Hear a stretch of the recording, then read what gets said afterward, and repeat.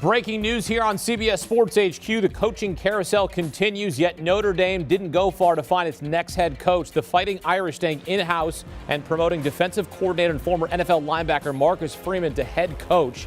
This past season was his first with the program, and now he's a first-time head coach replacing Brian Kelly, who left Notre Dame for LSU on Monday. Kelly wanted to bring Freeman to Baton Rouge. Instead, Freeman staying in South Bend, and so is Tommy Rees, who will remain as offensive coordinator. Here's what he said to his team on Wednesday night. It's on Twitter, but I'm saying, all right? And I just wanted to tell you guys that in person, okay? And I love you guys. I love this place. I believe that we can win a national championship here. And I'm committed to doing everything we can to get to that point. I know it's been a hell of a week for you guys. It's been a hell of a week for a lot of us that are part of this place, but this is where my heart is. My heart's with you guys. I care too much to leave this place. This is where I want to be. This is where I want to win a national championship. And I want to be able to tell you guys in person. All right, so the former Notre Dame quarterback and the offensive coordinator is staying in South Bend for some continuity right now, as certainly things are up in the air at Notre Dame as they're dealing with Brian Kelly leaving. And for the man that always brings us some continuity here, Dennis Dodd, CBS Sports HQ college football analyst. Dennis, what more can you tell us about the hiring here of Marcus Freeman to head coach? Yeah, this really fell together pretty quick tonight, Hakeem, with a couple of things.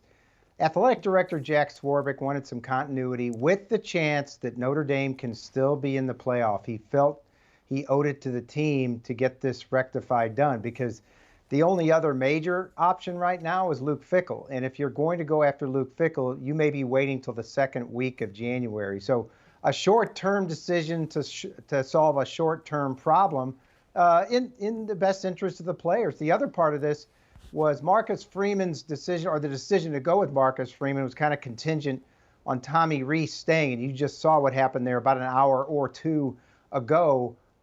With Marcus Freeman staying, he may have gone to LSU if Tommy Rees had.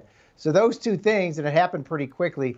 We should note, Hakeem, that the last assistant coach to be elevated to be head coach at Notre Dame was one Bob Davie.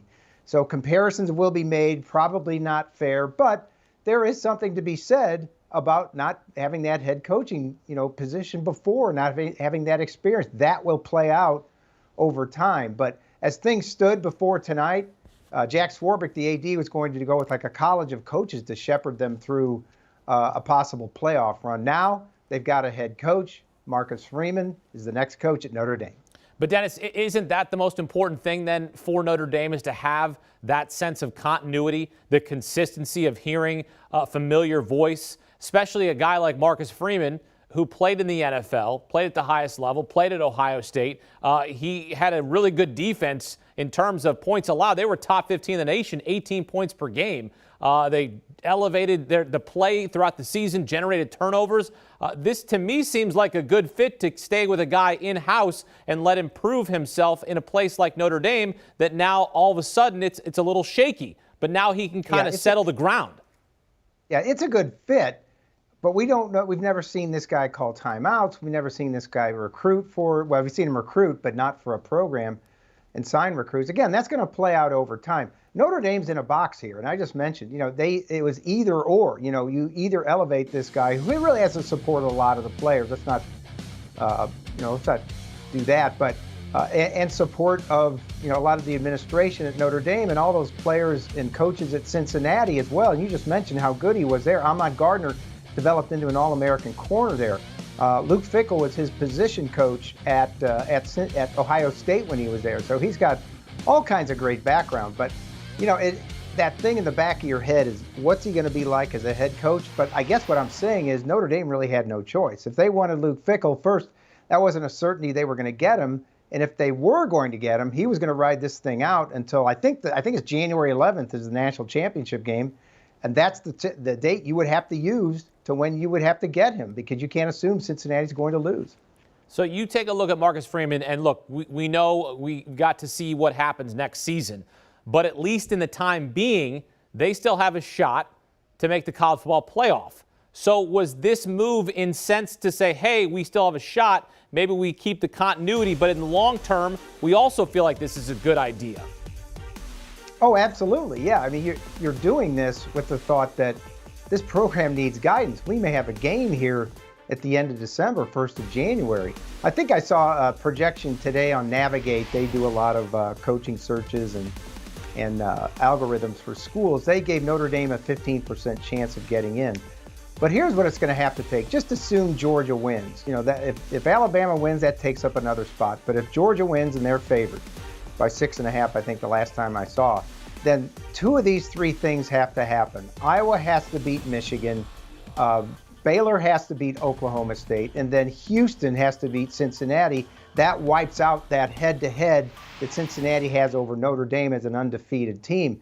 So if two of those three things happen, then Notre Dame will get consideration, because who else are you going to put in? I suppose you could have a two-loss Alabama sitting there. There are still people that think they should be in no matter what if they lose to Georgia, especially if it's close.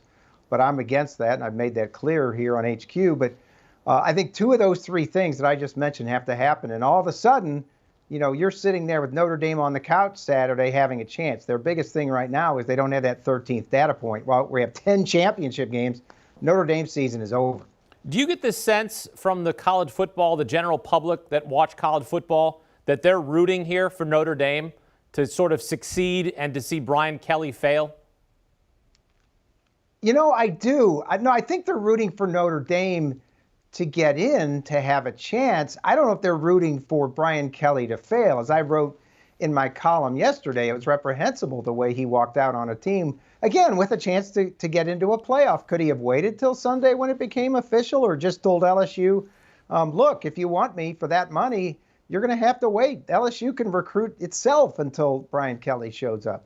But he chose to leave. No, I think the sense is that they're rooting for Notre Dame. And Notre Dame is like the Yankees or Texas or any other sports, you know, behemoth that you can name, that they don't get a lot of love around the country, except from their fans, obviously, the Subway alumni. But I do get the feeling that the general public is now rooting for Notre Dame, because we've all had that feeling in some part of our lives, whether it be a personal relationship or something else, where a person has walked out on us. And that's a lot what happened to those Notre Dame players, Hakeem. I can only imagine what the scene would be like if three teams tumble on Saturday, right? And then it opens the door for Notre Dame. I mean, it would be absolute chaos, which this season has been chaos.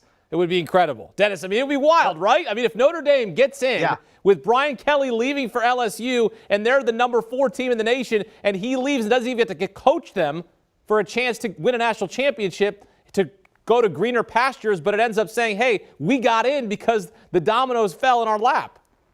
Well, let me mention something else. Last night, Gary Barta, the selection committee chairman, was asked about Notre Dame without a coach. And he said, yes, that would be considered, like it was an injury or something that they're playing without their head coach. Now, how does that affect considering Notre Dame? Because now they've got a head coach. They have some stability. There's less uncertainty for that committee to consider Notre Dame. So I think tonight helps those percentages. At least they've got a head coach going forward. And it's a pretty darn good one. I'm rooting for chaos, Dennis. I mean, shoot. With Ohio State getting knocked in the mouth on Saturday against Michigan, I'm rooting for some absolute chaos this weekend. Dennis Dodd with the very latest as Marcus Freeman named new head coach at Notre Dame. He was just brought on this season, spent some time at Cincinnati from 2017 to 2020 as the Bearcats defensive coordinator. And then in his first season at Notre Dame, he leads a defense that allows just 18 points per game. That's top 15 in the nation. And now he will have his first head coaching job as he stays in South Bend to take over the Fighting Irish football program.